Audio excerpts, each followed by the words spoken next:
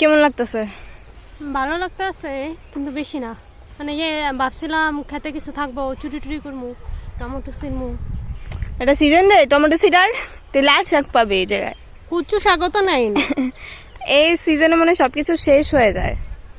মানে আমরা এই জায়গায় যতবার আইছি কিছু না কিছু সিটার মতো পাইছি, কাঁচামরিচ থেকে শুরু করে টমেটো পর্যন্ত। এখন এবার কিছুই নাই, পুরো খালি মাছ। কিন্তু জায়গায় সবই পাওয়া যায় টুকটাক, কিন্তু পরিবেশটা সুন্দর।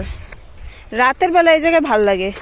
রাতের বেলা যেটা হয়, রাতের বেলা পরিবেশটা একদমই আলাদা হয়ে যায়। এই জায়গায় কম্বল ছাড়া আসলে ঘুমাইতে পারি নাই কালকে রাতে।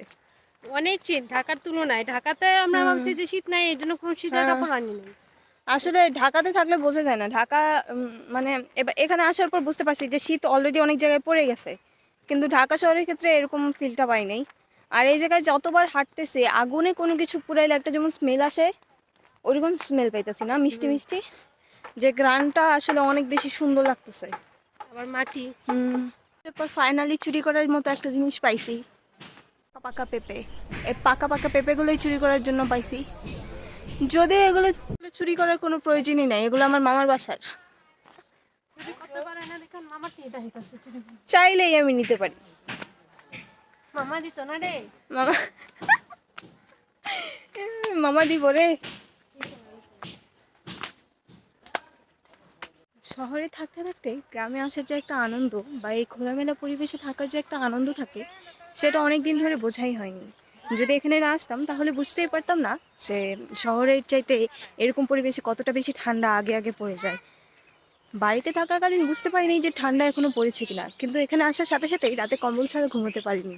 থেকে দূরের এলাকাগুলোতে এই যে রোদ, বিকেলের রোদটা কিন্তু এত বেশি গায়ে লাগে না। প্রায় ভোরের বেলা উঠলে যে রোদটা লাগে, সে একটা মিষ্টি মিষ্টি রোদ এখনো গায়ে লাগছে। কিন্তু শহরের দিকে এরকমটা আসলে লাগে না। এত যানজটের ভিড়ে, এত চিল্লাচিল্লি হইহাল্লার ভিড়ে এগুলোকে আসলে উপভোগ করা হয় না। আসলে যে যাই বলুক না কেন, গ্রামের পরিবেশের কোনো তুলনাই হয় না। এই স্বচ্ছ হাওয়া, ফ্রেশ হাওয়া এবং শীতের শীতের ভাব, এগুলো শহরে না পাওয়া গেলেও এখানে আসলে আসলে এগুলোর অনুভব পাওয়া যায় বা অনুভূতিটা পাওয়া যায়। আমি যত দূরেই যাচ্ছি, একটা পোড়া হচ্ছে গিয়ে কাঠ পোড়ালে একটা মিষ্টি যে ঘ্রাণ বের হয় কোনো কিছু পোড়ালে আগুনে, ওই ঘ্রাণটা পাচ্ছি, যেটা এত বেশি ভালো লাগতেছে। আর অলরেডি কিন্তু অনেক রোদ আছে, কিন্তু এই রোদটাও গায়ে লাগার মতো না, প্রায় মিষ্টি মিষ্টি একটা রোদ।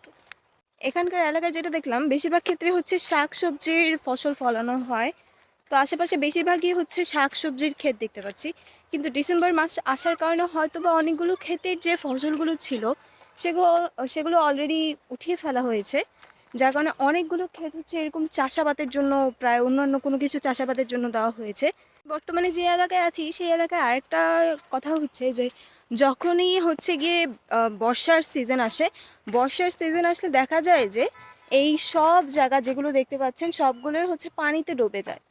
আর ডিসেম্বর মাস আসলে এগুলো মানে বর্ষা চলে যাওয়ার সাথে সাথে আবার মাটিগুলো, মানে পানি চলে যাওয়ার পর মাটিগুলো ভেসে ওঠে। আর বর্ষার সিজনে সব কিছুই ডুবে যায়, যার কারণে সবাই তখন নৌকা দিয়ে চলাচল করে। আর ডিসেম্বর মাসের ক্ষেত্রে দেখা যায় যে সব কিছু শুকনো থাকে আর সুন্দর পরিবেশ শুরু হয়ে যায়। ডিসেম্বর আসলে ফেভারিট একটা মাস, যার কোনো তুলনাই নেই। টাটা, বাই বাই, আল্লাহ হাফেজ।